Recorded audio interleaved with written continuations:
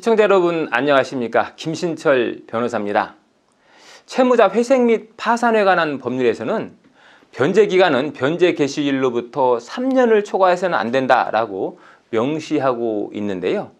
개인회생의 변제기간을 3년, 즉 36개월 이내로 정해서 변제 계획안을 수립하도록 법에서 정해놓고 있는 거죠.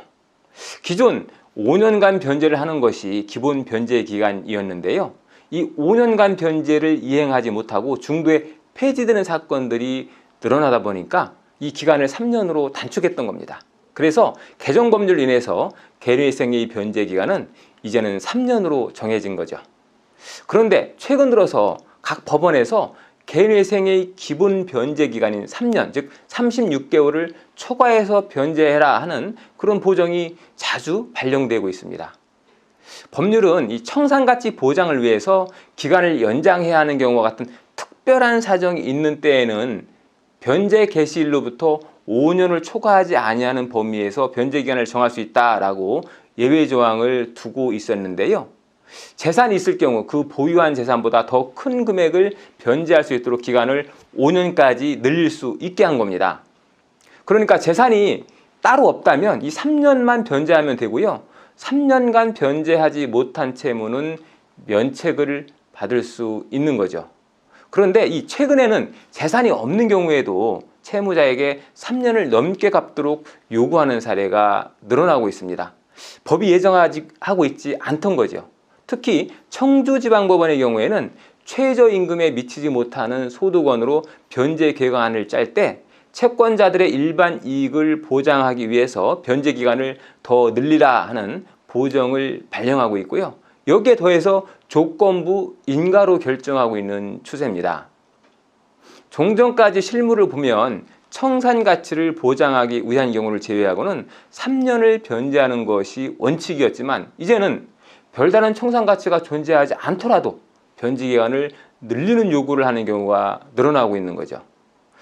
법원마다 조금씩 차이는 있지만 채권자 일반 이익과 성실한 채무 변제라는 명분으로 채무자의 생계비 지출을 더 줄이는 형태로 변제금을 늘리거나 또는 변제 기간을 3년에서 5년으로 더 늘려서 변제율을 상향시키도록 요구하는 추세입니다.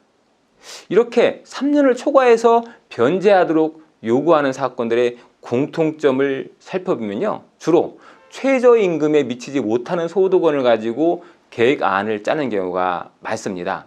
예를 들어서 현재 최저임금이 월 179만 원인데요. 여기에도 미치지 못하는 월 150만 원을 기준으로 변제 계획안을 짜는 경우 같은 거죠. 자, 또 최근 대출이 많다거나 주식이나 가상화폐 투자, 도박으로 인한 탕진 등 개인회생의 신청이 법원에서 볼 때 불성실한 채무자로 보일 경우에 이런 경우에는 3년을 초과해서 변제하는 것으로 변제 계획안을 수정하라는 보정이 나오고 있습니다.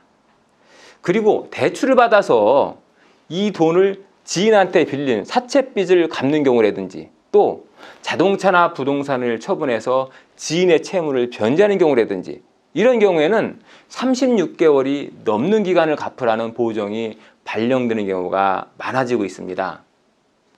올해 들어서 이 코로나19 사태로 인해서 전체적인 경기가 둔화하고 있다 보니까 급여나 영업소득이 급격히 감소되어서 변제금을 대폭 낮추어서 계획안을 짜는 경우가 많은데요.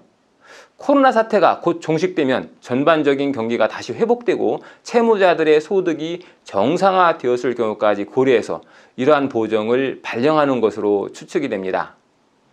무턱대고 현재의 소득원을 가지고 낮은 변제금으로 변제 계획안을 짜는 것은 조건부 인가나 3년 이상이 되는 장기간 변제를 요구받을 수 있게 됩니다.